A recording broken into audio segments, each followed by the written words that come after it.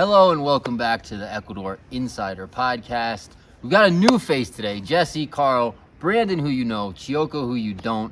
Chioko, welcome. We're really happy to have you. Thank you, gentlemen. Absolutely. Appreciate it. We needed a female on the team. This is true. We checked this that has been box a long time coming, yes. and all kinds of other things. So yeah, you'll be getting to know Chioko a bit over the coming months on the channel. We actually recently interviewed her on an Expat profile series, so check out that interview. Really enjoyed it. She's jumped on board on a number of stuff we're doing, most prominently our health retreat, which is going to be our first inaugural health retreat in October. Yeah, that is super exciting. We'll probably talk about that a little bit more today. Our Vilcabamba lifestyle retreat, the next dates on that are? July 21st. July 21st. July 30th. Yeah, click a link below, guys. There's a link here. If you want more information on the lifestyle retreat, there's a link in the description box. Check it out. We'd love to see you down here for that. That is an excellent use of your 9 days. So we've got a bunch of promo videos you can check out as well that details the retreat. We'll put those links in the description as well. So thanks for being with us. Today's topic is really health and wellness, but really it's why is Vilcabamba, Ecuador, so conducive to health, to good health. We'll talk about a bunch of different stuff, but I would say, there's a number of themes that kind of tie this community together. It's an interesting community, right? There's all kinds of people from all kinds of walks of life and different views and different religions and different ages and different everything, pretty much from different places in the world, ethnic backgrounds, kind of you name it. But there's some themes that kind of tend to run through the community a bit, and I would say, health is one of them. Not that everybody here is living a healthy lifestyle or into health, but I would say many more people in Vilcabamba value, health and prioritize health more than other places in the world. Certainly, it's a place I think that attracts people for that reason, right? And so we're going to talk a little bit about that today. And yeah, so cool. Let's kick it off. So I think really to start, you kind of have to. Oh, we got a ladybug. Present for the health and wellness conversation. This is lock. Oh, there it goes. Yeah. Okay. I thought you were just flexing for the camera. That's what I thought too. I'm like, Carl was jealous. He's like, I'm going to flex now. I'm going to flex. Hold on. If he's flexing, I'm flexing. This would go on even if it wasn't the health podcast. So this is good. This is good. Yeah. Oh man. As you were saying, Jesse. Yes. Right. No, so I mean, I think like some of the just basics that attract people to the area and also just lead to a healthy life are the things that a lot of people move here for, right? The climate's amazing. It's never cold. It's never hot. You don't have much processed food. Not that it doesn't exist. Like you can go to the supermarket and buy a bag of chips, of course. But in general, even in the restaurants and just sort of people's diets in general tends to be whole foods, real food, local food, Small ingredient list, there's like 3 or 4 items in an ingredient. They're all foods, whole foods that you recognize. They're not chemicals, they're not preservatives. Definitely. Yeah. But let's go back to like the climate. Let's start there. Like the climate, I've been here, my family and I have been here for about 2 years, and we've never closed our windows or doors in 2 years, literally. If you're here, you're probably like, oh yeah, duh. But coming from the Midwest, our windows are closed half the year, if not more. So the fact that we just have that fresh air constantly, you don't have the stale indoor air ever. It's great. You get the nice breeze through. The temperatures cool off at night, so it's still really comfortable sleeping. We leave the doors and windows open at night. Pull the blankets up. It's great. Yeah, I love it. Like the weather here is probably the best weather anywhere I've ever been in the world. It's probably the most consistently best weather I've been a part of. I can add to that. So I've been here for almost 10 months now, and I used to live in Bali for about half a year, and I lived in Hawaii for a little over a year. Those were my 2 places before coming to Vilcabamba, and Bali and Hawaii are often thought of as like, oh, amazing weather, which it is. But I will say, my opinion, Vilcabamba is better. It's a little bit more consistent, and we do have rainy season and dry season, but those other islands I mentioned, they're extreme. It gets really intense, and actually in Hawaii, what I learned is it gets really cold during the winter season. Oh, really? It does, yeah. You're full on sweaters in the morning, and Really? yeah, it's by really cold. I'm from the New York area, so I have to caveat here. It's not that cold, of course. but depending your elevation and also wind patterns and ocean patterns. So I think this weather in Vilcabamba is incredible year round. And just to add on to what you were saying, Brandon, I couldn't believe this. In almost every house I've been in, the building and construction of the house is adapted so there's airflow coming through the ceilings. Yeah, it's great. So in some houses, you can't actually even close the little screened-in gaps. So whether it's the bathroom or living area, there's a constant, just clean air that's coming through. And I was a little freaked out about that when I first got here. I'm like, what do you mean you can't close that? I mean, what if it gets super cold? It just doesn't. So I think that circulation and the fresh air, I haven't seen that anywhere else around the world that has those permanent kind of vents, nature's vents coming in. Right. Yeah. Right. So this is Ecuador, right? We're on the equator. We're about 5 or 6 degrees south of the equator here. But basically we have 12 hours of sunshine and 12 hours of darkness every day, all year round. It varies slightly, like maybe half an hour on each side. But we're basically on the equator, which gives us a all year growing season. Because Yes. food can grow That's all good. year round here, 12 months a year. And so we have an abundance of fresh fruits and vegetables all year round, which basically you can't really get anywhere up north, at least in the Western world, because you're importing a lot of things that come from other areas. But here the food is local, it's fresh. A lot of times it's organic because a lot of things don't need pesticides or chemicals to grow well here. That's a huge benefit of the climate. And you get extra yield because you may get 2 yield cycles in the States in some of the grow zones, but here you can get 3 or 4 harvests a year. Yeah. So you really the yield, you have shorter days of sunlight, so certain produce you need to be mindful of to maximize yield, but you're getting extra yield opportunities throughout the year because you don't ever have a frost, you don't have to worry about freezing, you typically don't have an oppressive amount of rain. There are things you need to make sure you're being mindful of in regard to drainage, but yeah, you get an extra yield cycle, so you definitely can grow all year round, and just about anything you can grow here, just depending on elevation. If you need cooler, you can go up in elevation. If you need warmer, you come down, so you can really optimize some of the types of produce you're growing by just finding the right elevation. Yeah. And what are we here in Vilcabamba elevation? What is it about? 5,000. About 5,000? approximately, Yeah. Which is about 1,500 meters. Yeah. No, and you guys mentioned air earlier, and that's one of the elements too, right? If you're back home in the States, like even if you're in the country, you're near population centers and factories and pollution of one kind or another. Like we're next to a national park, and then east of that, and that's where all the air comes from. It all comes east. East of that is the Amazon, right? So we're basically breathing Amazon air. 100% of the time. It's kind of shocking, like if you go into a city and you get a few fumes or something, because we're not used to it anymore. Right, like right. you don't, so that's one of the healthy attributes as well. It's interesting. We've talked about this before, but I've noticed a trend where people just come here and accidentally get healthier. And I think part of that too is it's very conducive to being active. Right. Like you guys mentioned obviously the weather, and that leads to people wanting to be outside. But it's also because it's a valley, like a lot of people walk, a lot of people just walk from place to place, even back and forth to their house in many cases. And then, I know you're part of like a hiking group, for example. And it can be year round for that hiking group. So 2 activities that I fell in love with. I had hiked my whole life, as a child too, and always liked it, but there's something extra special about the Andes Mountains. I think we'll get to like a spiritual connection to Vilcabamba, many people find too, which I think falls under that health and wellness category, right? It's a big part of people's transformation while they're here. But horseback riding is something that I had almost no experience. Growing up in the US, I rode a horse once. I'm pretty sure it was a pony, and I was like a teenager, so basically no experience. And you And can that do was at a carnival. Brandon, these details, we don't need to tell them everything. That was between us. Okay.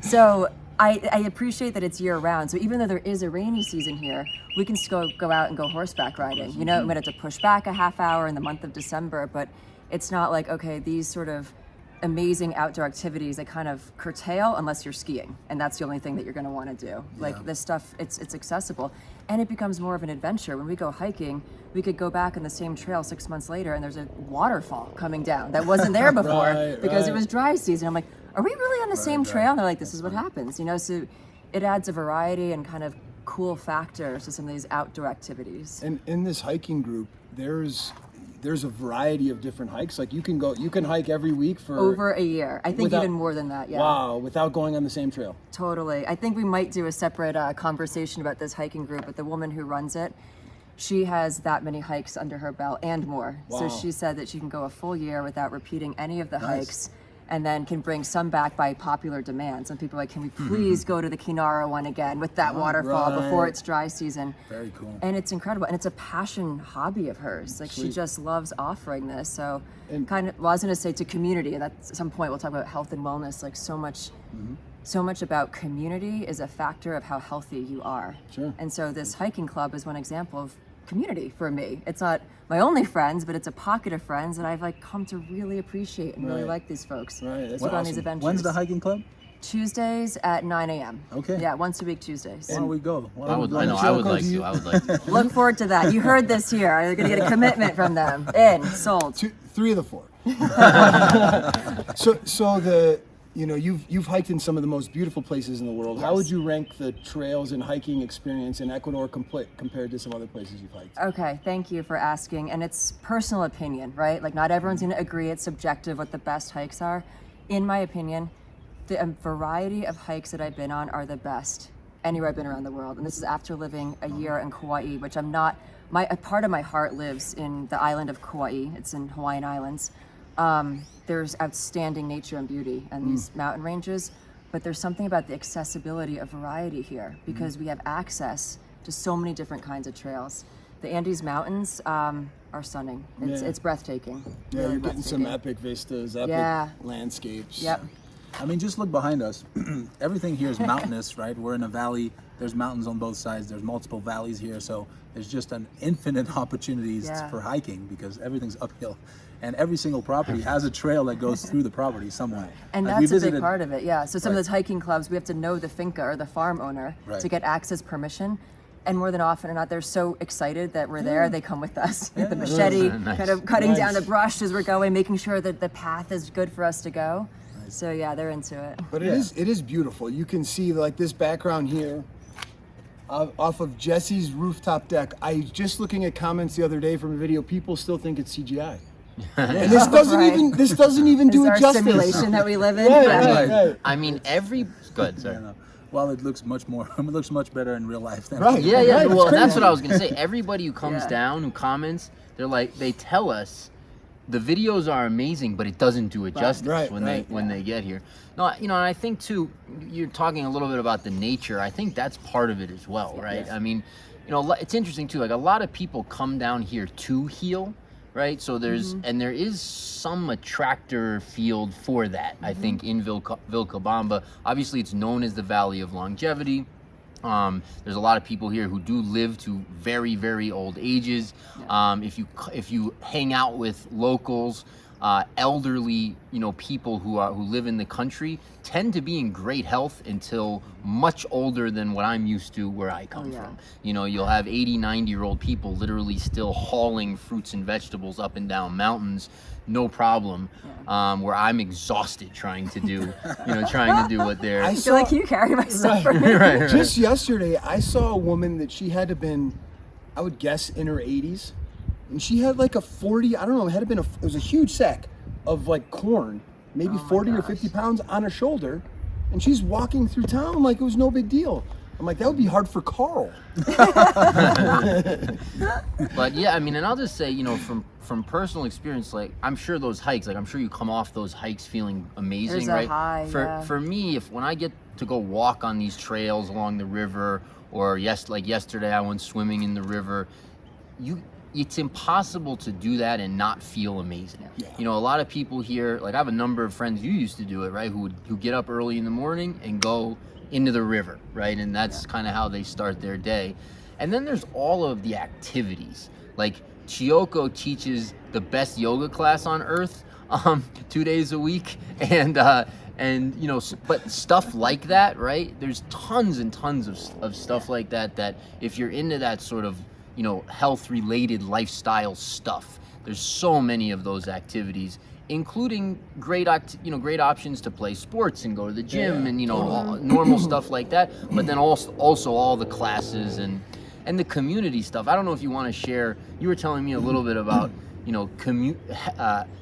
how community is related to health results. I was really interested in that. Do you want to share that? Can you hold on for one second? Yes. All right. So before we move So into much some to of the discuss. community and activities, guys, if you're interested to see a vlog series of Chiyoko showing some of her footage from the hikes, put a comment down below. If you're not wondering where he's going with this. if you're not subscribed with the channel, subscribe, hit the like button, hit the bell icon.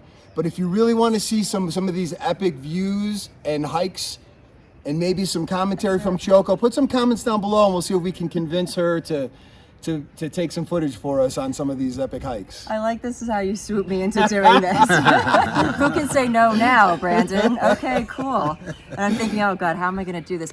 It would be an honor to share, honestly. It really would. I'm a little not the selfie video kind of person, but when the theme is around sharing it, like I love some of the content you do, Carl and Ryan, and it's just like I get this essence of like, you're sharing this gift of where you live and it's helping other people, and there's so many people who love the content that goes up on this YouTube channel and other social media platforms, like that gives it more purpose for me to do that. So 'Cause it's real, all right? It's real. sold. Like awesome. All right, so now let's move in. We got her, guys. Let's move over to community and just like some of the activities that you're working through. Well, I think Jesse was saying too around community. So something we were speaking about a bit ago, and I think you guys are probably familiar, and those watching this video. So there is something called the Blue Zones, and Blue Zones is a study from between 15 to 20 years ago. Eventually National Geographic picked it up and furthered the study even more. So it got funding, it got international acclaim. And these scientists and journalists, they studied what ended up being 5 major areas. They're relatively small geographically, but 5 areas where the percentage of people who live to be over 100 was so significantly higher statistically than any other place around the world. And so they studied these people over years, very scientifically, and found 7 elements that contribute to this phenomenon of why do there these centenarians if you're over 100. And the 7th one, the grand finale that this whole study did, and it was a couple books at this point, and there's community activation around Blue Zones that can be brought out around the world. But the 7th point that hit home with me, and I remember this 15 years ago reading this book because I couldn't believe it at the time.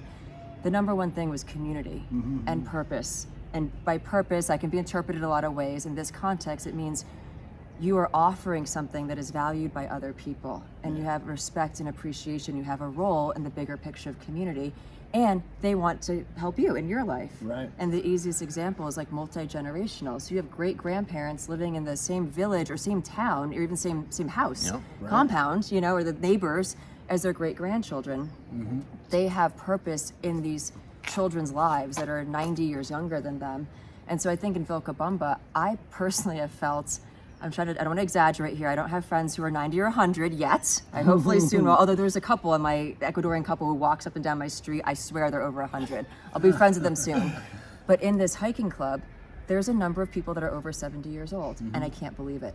I cannot believe they're over 70 years old. And we're like scaling literally these mountains that are behind us. We're going up them. They have the stamina, they have the fitness, and they're excited. And in my conversation with them, I'm a full generation younger. I'm in my 40s. Like they are my parents' age, quite literally. And sometimes there's kids who come. So there's 12-year-olds or 14-year-olds who come. So we have multi-generational activity around something so healthy like hiking. And I hear the conversation, and it reminds me of my grandparents. Like, oh, the 14-year-old, tell me about this, what's happening in the homeschooling. And it's that sweetness of community. I can tell we're all getting something from each other. We all have purpose and meaning, and we're all having fun together.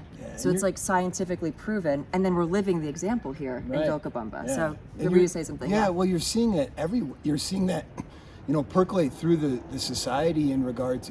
I don't know if the right word is heart-centered but it seems like it's so familial based, and you have the generations living together, and there's something about the community that just is like inherently caring and thoughtful and empathetic, and I don't know, is heart center the right way to say that? I don't There's even the know. hippie in you Is that coming the out. hippie? Totally. The hippie. It is. You're saying that correctly, heart All center. right, Yes. thank you hippies. Right. Well, and that stuff leads to a great lifestyle, and it takes the stress out of life. Yeah. Right. So which, you know, people have different opinions on stress. Some studies say it kills you. Other studies say it makes you better and stronger, and depends on your, you know, your attitude about it and blah blah blah. But, you know, when I lived in New York, my life was extremely stressful all the time. Right. You're just running from place to place. You're stressed all the time.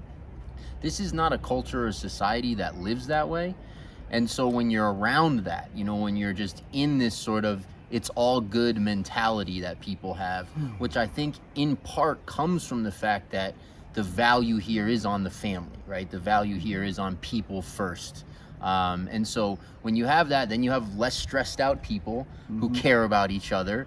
And then you have a community that works and a society that functions, and life's good, and that leads to good health as well. Yeah, and some of the, you know, the family pieces that you talked about with the different generations.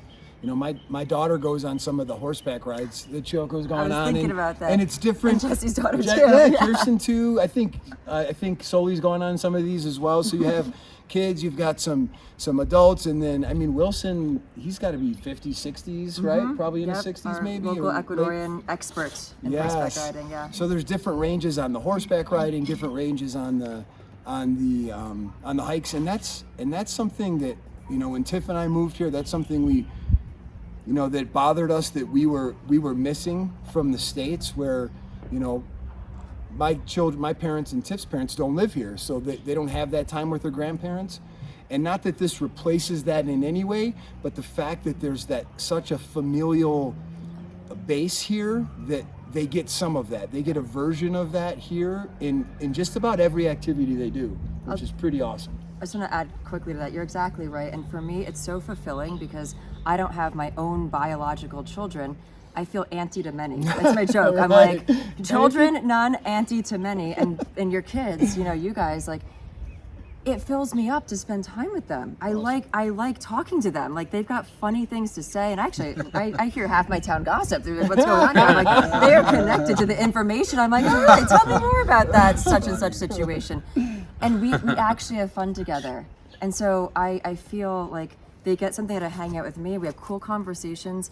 And parenting is not meant to be done in an insular bubble. Like, you're meant to have village. Like, this is Right. going back to the blue zones, and they study a lot of these places that there were blue zones around the world. They have village community where it isn't just solely on the parents' shoulders to be the everything to the kids. Right. You have to be the mentor, the teacher, the disciplinarian, the best friend. It's like, no, you're meant to spread that stuff out. Yeah. And then share perspective. So, and it's within the right kind of time constraints. I don't want to over exaggerate. It's not like I see your daughters every single day, all day. Right. But the pockets of time that we get, they're fun and special. And they so love it's it. meaningful. And they love it too. It's a good time. They love It's a good Choco. Just wanted, on a quick side note of just about horseback riding and horses in general. I'm being told by people in the U.S. that owning a horse and horseback riding is a luxury, right? It's like expensive. It's expensive. Owning a horse, feeding the horse, having a place for the horse is not something that commonly people do. Whereas here, it's extremely affordable. You can have a horse instead of a motorized vehicle. Actually, in some cases, that's how it used to be here. They used Sure. to be cars, right?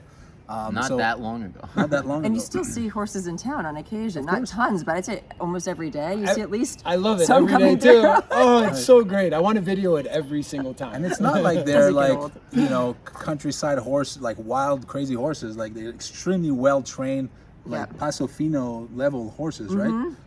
And you can buy a horse here for like $1,000 maybe, a trained Even horse, less, a couple some of them. thousand maybe. Yeah, That's even like less. that's a Like pretty a really nice good one. one. Yeah. Yeah, exactly. And how much is it to spend half the day on a horse going to the waterfalls? So I will share this because the cost factor is such an important one for a lot of people considering coming down here, visiting.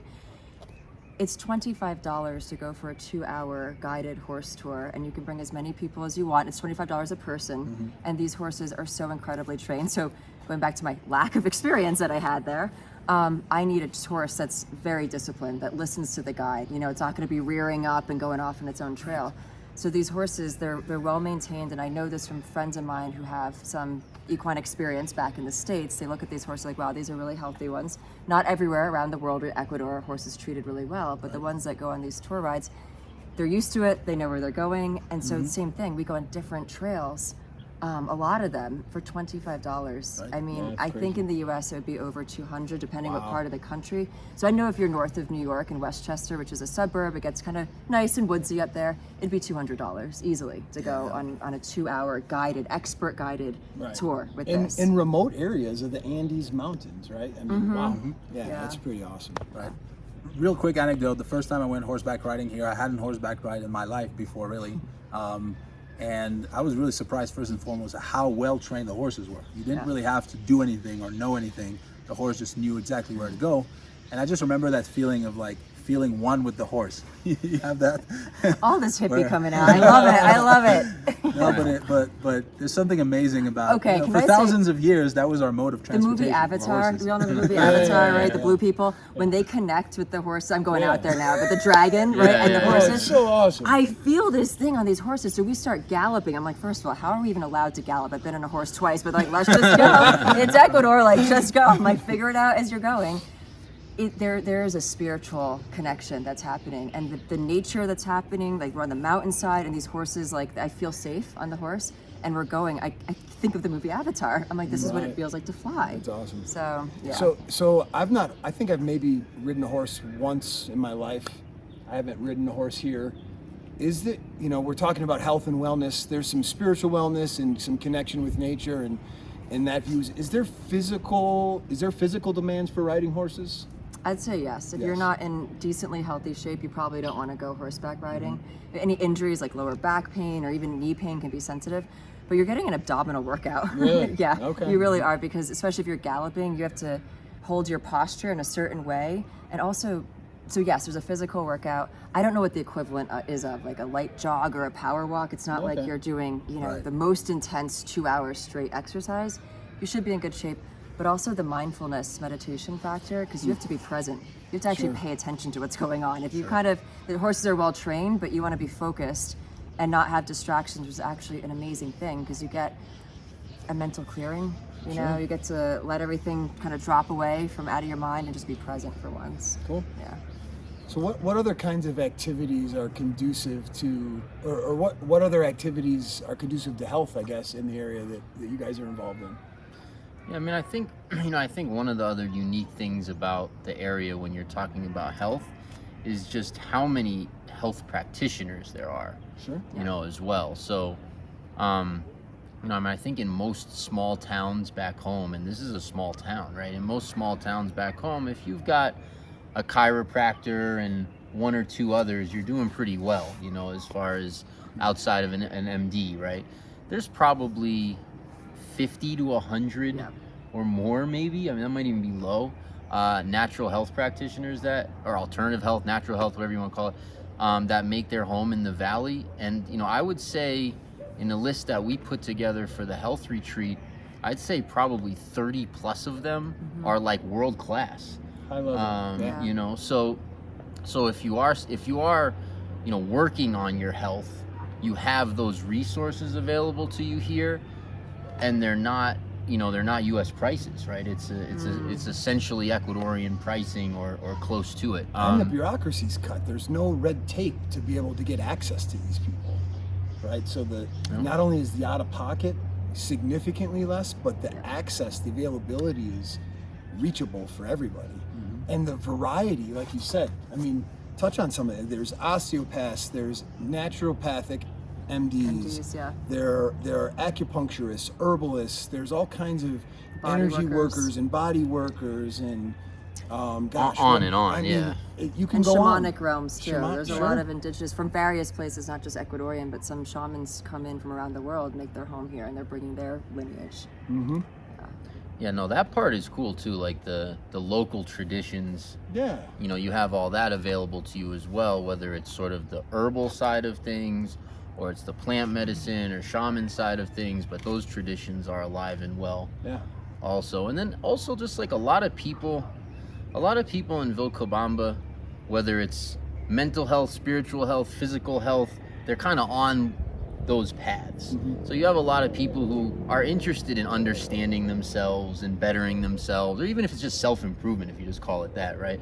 But people who are, you know, working on themselves in one way or another. And so that leads to a lot of interesting people, a lot of interesting conversations, and a lot of availability to sort of explore health in one way or the other, whether it's in group settings or one-on-one or just friends. Yeah, I don't know if I shared this with you guys, but a week or two ago, my wife had a little stomach thing going on, like she wasn't feeling good, and I was coming home from somewhere, and I was in a taxi with Angel. He's one of the local drivers that we have a relationship with, and I was telling him about Tiff's stomach, and he's like, "Well, we got to stop and get her." He's like, "You got to make her this tea." So we literally go stop to the florist, or what do you call it, the village, you know, plant place. What do you call that place? I don't even know. Nursery? Which one? Nursery. Oh, Nursery. nursery. There we go. The Nursery. village plant place. So we go to the nursery, and Angel gets out, and he comes taking me around, and he's got to find this, and Buscapina. This is your taxi driver? He's my taxi Yeah, driver. uh-huh. He's got, like, you know, my grandfather told me to do this, and you do this many leaves, so we're going around. I'm like, what's a Buscapina? I don't know. And he's taking me around. We find the plants. I literally just buy the plants, the whole plant. We got 3 or 4 different things, and he tells me, all right, 10 of these and 2 of these and 2 of these, and you steep the tea in a liter. So I made it in, like, the next day. She was fine. She was back. And No way. Yes. That did it? It's crazy. Are you serious? Yes, it was nuts. Yeah. So now we've got other people asking her, how did Tiff get over that? And now they're coming to my house to get leaves off of it. I'm like, I don't even know what they are. Yeah, I need a clipping. I need to transplant some of that. You know, you're working on your knee, Yeah. you know, with stem cells and stuff like that. Do you want to tell people? Sure. There's a doctor in town from Egypt, and he's a regenerative medicine doctor. I've got I've had multiple surgeries on this knee, and 3 surgeries. I've had patellar microfracture was the most recent, which is about 10 years ago, but it's a pretty damaged knee, and my ego doesn't let me quit playing basketball, even though my body tells me I shouldn't. Even though you can't beat me? Please. You haven't played as long as I have played. We're talking about back then. So anyway, I went and had Jesse and I went and had some scans in Loja, because he's got a bum knee, but his knee is not really that hurt. It's just in his head that it's hurt. My knee has physical abnormalities and injuries, including ruptured meniscus and tendon, You're gonna take torn this? tendon. It's true. Just get to the stem cells, bro. Anyway, so he's put together this plan for me that include platelet-rich plasma plus growth factors, cartilage extracts, both acute and what's the word? Intravenously, so it's through the body, and then it's multiple phase stem cells, including, I don't remember the scientific words of the stem cells, but fat-derived, fat-aspirated stem cells, and then bone marrow-derived stem cells as well. So this will be It's your own stem cells, right? they're my own stem which is cells. pretty They cool, take everything is my own. They take it from your body, Yeah. they put it through a centrifuge, and then it does some things. They add some salts outside in the lab that encourage the platelets to create growth factors and encourage the stem cells to create exosomes. But then they inject that back into the injured areas and into the IV, and this will be a 3-month process. So, But you started already. I started the platelet-rich plasma, and it's working. Like, you're getting better. I mean, he sees, like, I can walk better now, so it's pretty awesome. Yeah, it's the pain. I was waking up multiple times at night. My wife would tell me, "You woke me up moaning," in the middle of the night, and I've not woken up in the middle of the night from the knee in probably 3 or 4 weeks. It's awesome. So we're going to document that process, I think. Yeah, and go ahead. Yeah, and Dr. Ashraf is going to be a part of the health retreat, and You've you actually interviewed him did an before, interview right? with him, didn't you? Yeah, we interviewed him a while back. All right, we'll put a link in the description below to that And interview. I won't ask you, obviously, to share what you're paying, but because everyone's cases are different and all that, but it's not a lot of money. Like, compared to what that would cost back percentage-wise, home. what would you estimate? Gosh, it's probably did this in New York? 20x the cost in Chicago area. Yeah. Wild. Yeah. Because these are Outrageous. treatments that are available, globally. The cutting edge. I think they're very sophisticated, very cutting edge treatments. but usually the price factor is what would prohibit so many people, Western-wise in the States, Canada, Because they're not covered by insurance. just can't afford it. Yeah, Right. It's really intense. So. They're not standard of care. They're not insurance covered generally. On that note, I was going to say, so there's travel, rather healthcare tourism, that's a factor. And I know there's people who come down to Vilcabamba to see doctors like Ashraf. Specifically that doctor, I've heard stories of people who've come here just to get the treatments and they go back to their home country because of the cost. And so I think that's something that, is a major factor. If people can't, have to commit to moving someplace, well, you can have the opportunity to come down here for a period of time for treatment, go back, come back 6 months later, whatever that protocol might be. It's that valuable what the practitioners are offering here. Right on. Yeah. Good. Well, I was going to say, and these types of modalities will be offered at our health retreat that's coming up in October.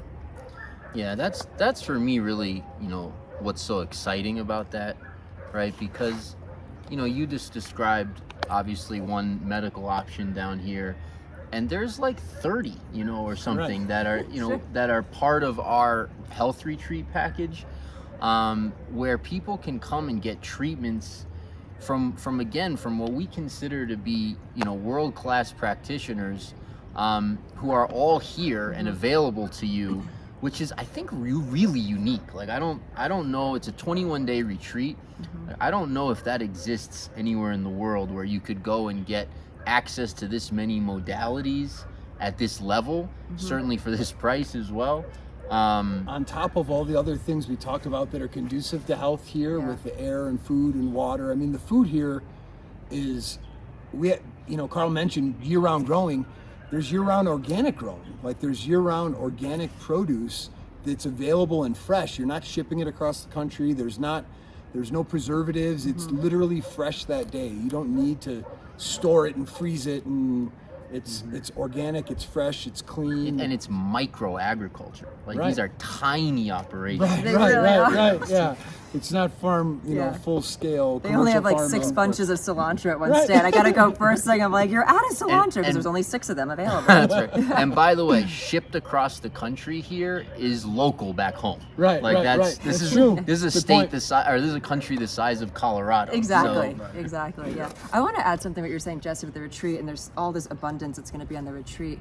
All the factors that you guys were talking about, what's the practitioners and what kind of access. Also the concierge service, and I don't want to overstate or use that word too liberally, but what Abundant Living, this team, is going to be able to do is help facilitate the connections to all of these practitioners, help you with your schedule, actually set up advanced scheduled appointments before you come down here for the retreat. That's the thing that I think is not typically available anywhere else in the world, because amongst this team here, we know everybody. And if there's like one person that maybe none of us have seen, we know 17 people who have actually seen that doctor and can connect us. And we haven't had a single practitioner to date say, you know what, no thank you, I don't want to be part of this. No, they're so excited They're about it. It's so awesome. excited. They light up, and they're just proud to be able to offer their service. Like, these people are so passionate about what they do. Some of them are so seasoned. They've been doing this for decades. They want to help people. They're really, really good at their craft. And they're just excited that we're going to attract people who want to work on their health and wellness, are committed to lifestyle change, or healing from something. They want to be able to offer their retreat to be even better. So they're excited to be part of this and make those connections happen. Yeah, the synergy's been awesome as we've had these meetings with the practitioners where you can feel the energy, you can see it in their face, in their emotions. They're excited about this. We had a 3-hour meeting last week. Oh, it was great. supposed to be 1 hour. I'm like, we just keep going and going. Okay. We're there for 3 hours. Yeah, it was awesome. And I loved it, by the way. Yeah, and they're authentically excited about it. And these people that are here, that are down here, they're not down here making money. I mean, yes, they're making a living, but they're not down here as priority one. I'm trying to get rich in Vilcabamba. No, that's it's like furthest from the truth. I'm not sure that's even on the it's list. Crazy, right? So they're here because these people want to be here. They want to give back. They want to help people. They want to heal people. They want to share, and it's authentically, it's rich. It's awesome. Yeah, and I mean, part of that too is the workshops, right? So we have some of the practitioners travel all over the world. They're well known in their fields, and they give workshops both in person, online, and several of them are going to be offering workshops as part of the retreat. So there's going to be a huge amount of education as well, and hands-on learning of the different modalities, which I've attended a few of these people's workshops. Like, they're very healing in it of themselves. Totally.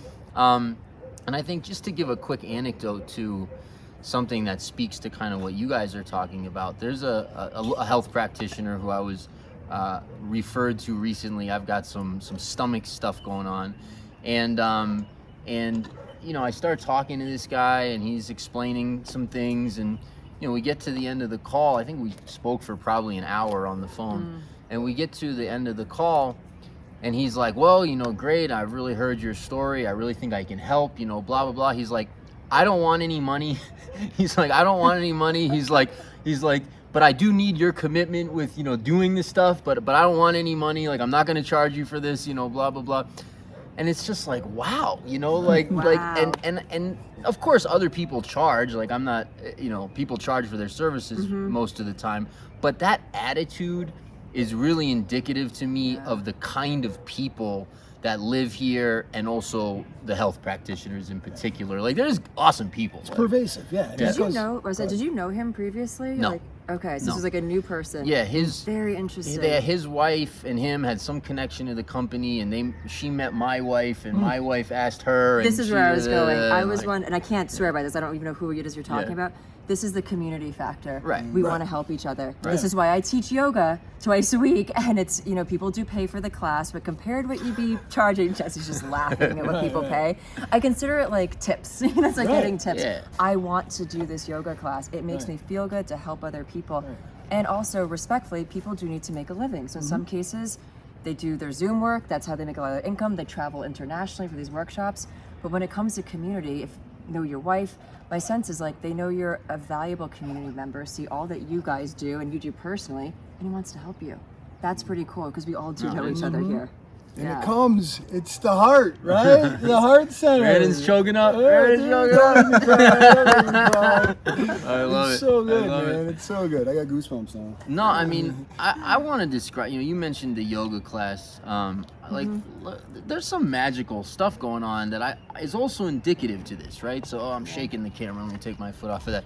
But, so, you know, Choco teaches yoga class a couple times a week. One of them is out at this incredible homestead, Yes, farm, homestead. finca, like, you know, so you drive in this beautiful gate, and then there's these beautifully manicured sort of pasture, like natural corrals, looking still. very natural, beautiful horses running around, coffee, the most healthy coffee and banana you've ever seen, Those and then guys this are so good. gorgeous, you know, wooden yoga shala, and Joko teaches the most amazing yoga class, and then after, the person that hosts sells these fresh pressed juices, and you're hanging out and drinking these juices. And we finished the class the other day, and you know, one of the people in the class, for the last 40 years has only been able to get his shoulder up to here, and it's now up to here, and he's, you know, thanking you in front of everyone. Like, my knee is improving. Like, I don't know what this. I don't You know why? Because we're working on this, Jesse. I'm just saying, we're I mean, working on honestly, this. that probably is what it is. But you know, and so right. So these kinds of things, to me, it doesn't have to be yoga. Like, there's home churches, and there's, you know, horseback riding, like whatever you're into. But these kinds of community-based stuff is what makes this place so awesome. And a lot of it's self-started too. Like this woman who runs the hiking club, she's been doing it for years. This yoga, I started in my living room. I mentioned this during our interview with one person, your wife, because she was so desperate to try the style of yoga I kept bragging about and talking about. It was in New York, Oops. and they don't offer it here. And then lo and behold, 4 or 5 months later, 10 people, 2 days a week, and it's jokingly but not. One of our friends, she calls it church. She's like, this is Sunday church for me. Come into your yoga class, 10 a.m.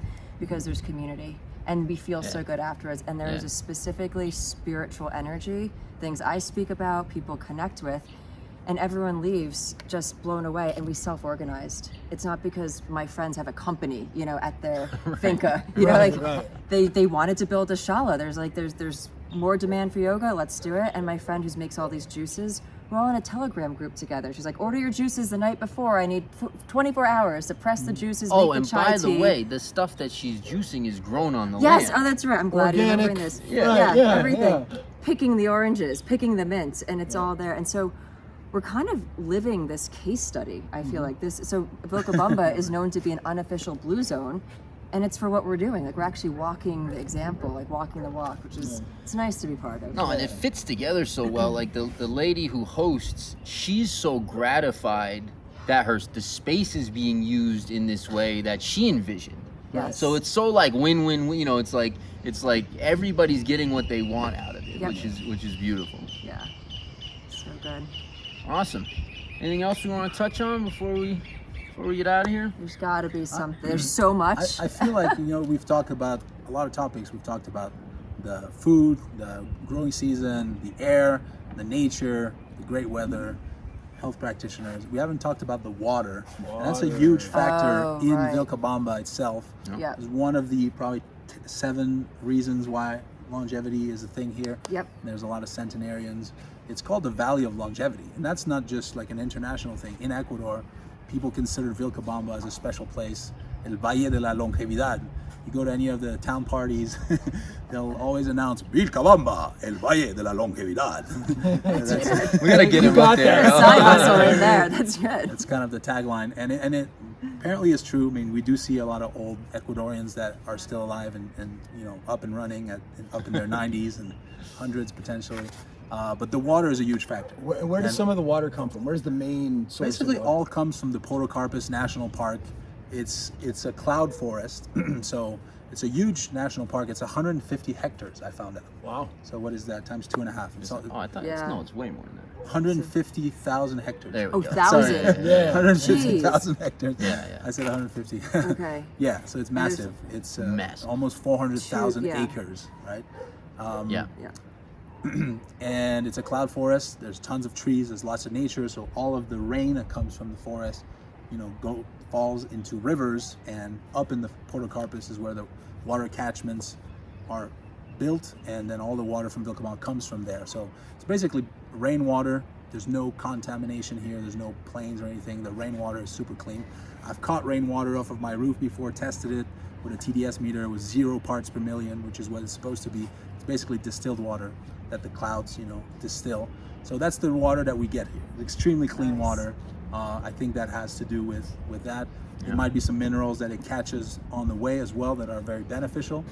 But my understanding of distilled water is it's negatively charged, so negative ions, and then it pulls toxins out of the body. That's basically the water that we drink daily here, is this type of water. And they've tested. There's colloidal silver and colloidal gold Yeah, it's a thing. in much of the water that comes from the rivers.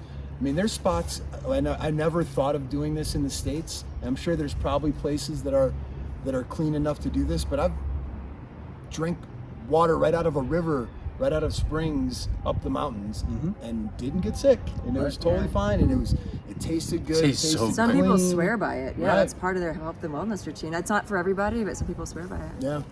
Yeah, we used to live on the river up in Capamaco, which is kind of close to the Podocarpus, and we would actually go to the river in the morning, fill up these 5-gallon jugs, and that was the water we drank.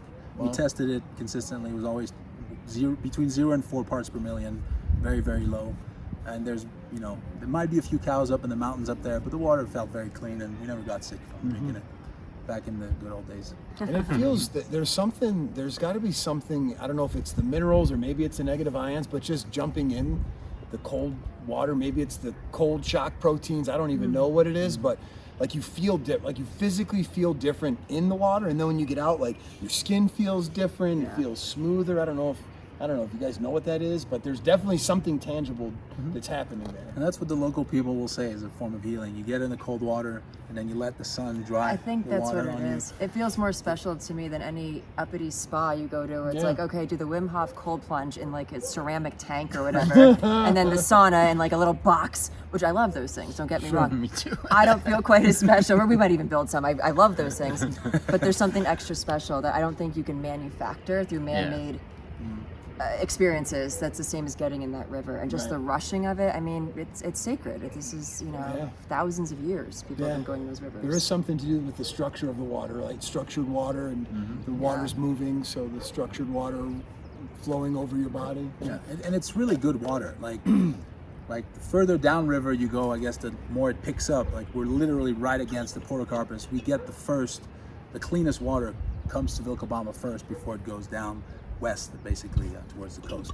So it's basically the best water we can get. And those morning cold plunges in the river will also be part of the health retreat that we have coming up. And if you want to see Chiyoko teaching yoga, put that in the comments. Put that in the comments. I'm lobbying. We'll see. During the retreat, during the teaching it, or retreat. not like on YouTube No, teaching no, it. no. Not? During Okay. the retreat. Sorry, During you the guys. no YouTube. You got to come down to the retreat. You gotta come down in person. To potentially. So if you want to see that, put it in the I can comments. only Let's get give a a little maybe. peer pressure. We're gonna going. be busy, you guys. I think Yeah. we're gonna be busy, right? But I thank you for that. Excellent. On Well, a totally different topic, I just want to mention something in my kind of closing thought of all the Please. stuff that we're wrapping up here. There are so many different types of community, and I kind of meant to touch on that when we were speaking during my expat interview. I think all walks of life exist here, like we said before, and whoever your people are, your tribe is, like your social circle, you can probably find some of that here. And there's going to be people that maybe you're friendly with, but you don't hang out. And there's even more activities that we haven't spoken about that I'll call her more free-spirited. We're on the hippie side of things. You know, we do have ecstatic dance here, Sure. right? We have sweat lodges, which there's drumming circles. You know, there's cacao ceremonies. There's so much. I feel like any person, depending what your flavor is, you can probably find that flavor in Vilcabamba. And there's sweet camaraderie, because sometimes I'll pop into a cacao ceremony or a women's circle. It's not usually my thing. Man, was I moved by a recent women's circle that I was at. And I hadn't been to one in over a year because they're not usually my thing.